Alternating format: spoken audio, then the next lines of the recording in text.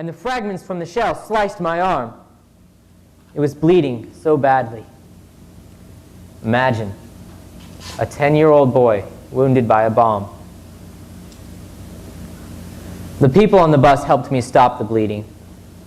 See, you can still see the scar. Like many Jews, we lived in hiding.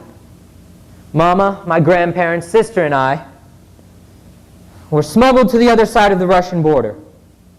I was 12 or 13 by this time, and my sister was 5 or 6. We were taken to a camp, and not long after that, we were sent to Siberia. You must understand, I don't remember all the details. I'm just telling the parts I remember.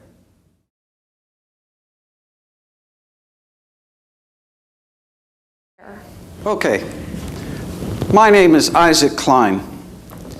And by the time I was 14, I had died many times. Let me tell you about the first time I died.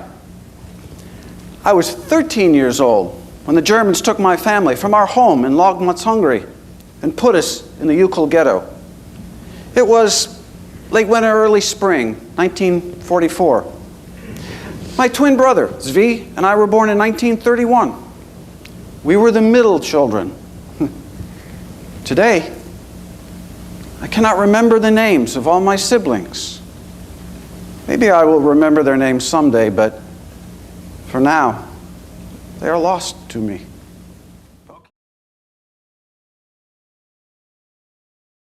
Okay, I'll tell you how we met. Make sure you tell it right. Would you just let me tell the story? You haven't even started telling it yet. That's because you're interrupting me. Okay, tell the story. Okay, let me see. We met when we were working in a factory during the war. You'll need to start at the beginning or they won't understand. Would you just let me tell the story? I'm letting you tell the story. You're interrupting me. Just tell it right.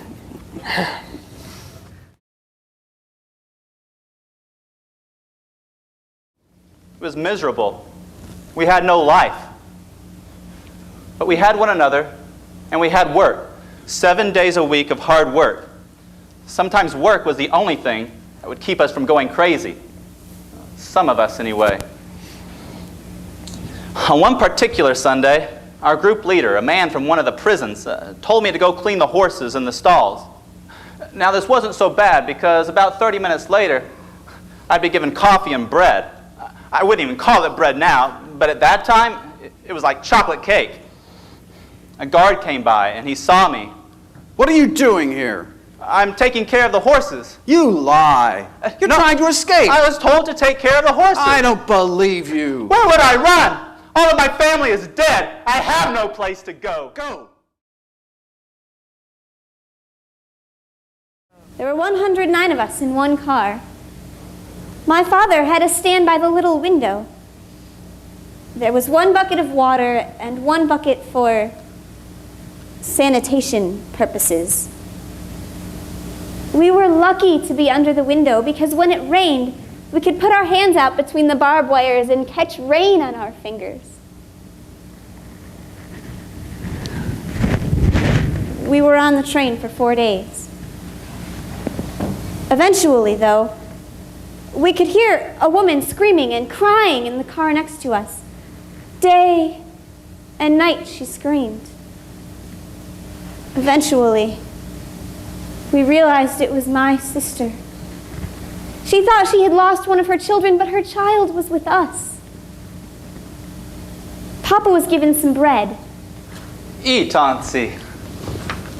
But, Papa, you need to eat too. Who says I'm not eating?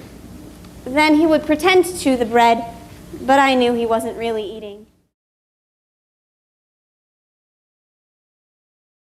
What do you think about the play itself? The play itself is beautiful. It couldn't have been done better. I have many plays I have seen performed this way, and I think it's wonderful. The audience was so captured by it, I can't tell you.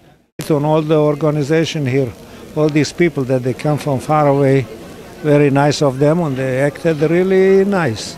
I would say. They represented each Holocaust survivor with their stories. And that's the whole idea, and I hope that, that they're gonna, what they call in Hebrew, tell the coming generation from door to door. What do you think about the play itself, about the performing itself? The performance was super excellent. You couldn't ask for anything better than that. And like I said, that maybe they'll give it to the schools, so the schools should see it, their performance, because there is a lot to learn from it. What are your words, your things, your thoughts about this performance? 5 stars. It's got to continue to go on. The people that put all of this together did a magnificent job. It tells the story, and the important part about it is that it's going to be an ongoing story. Many of our Holocaust survivors today are at a point in their lives where they're losing their energy, and many of them won't be with us for very much longer. And the fact that younger people are being utilized and they're getting the vision themselves to continue to tell the story in a day where the threats are ever greater than they have been for many decades right now, the story needs to be told, and these folks are doing it. I recommend if this play comes your way, you make sure you go out and see it. This young lady right there that performed did me. She was, come here. Let her come here. Come stay here. As a matter of fact, this is the kind of hair I arrived to Auschwitz with.